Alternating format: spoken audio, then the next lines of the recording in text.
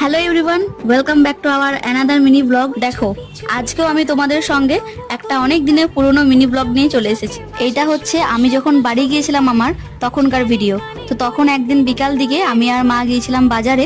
আর বাজারে গিয়ে প্রথমে ঢুকেছিলাম গয়নার দোকানে। সেখান থেকে আমি আমার জন্মদিনের জন্য একটা ছোট্ট গিফট কিনেছিলাম। তো কি কিনেছি সেইটা আমি তোমাদেরকে একদম ভিডিও লাস্টে দেখাবো। মায়ের সঙ্গে বাজার যাওয়া মানে প্রচুর কাজ হাতে নিয়ে যাওয়া, আমাদের যেন কেনাকাটিরই আর শেষ হয় না। এরপর চলে আসি পার্লারে, সেইখান থেকে আমি প্রুফ ব্লগ করেছিলাম। আপাতত সব কাজ কমপ্লিট হলো আমাদের।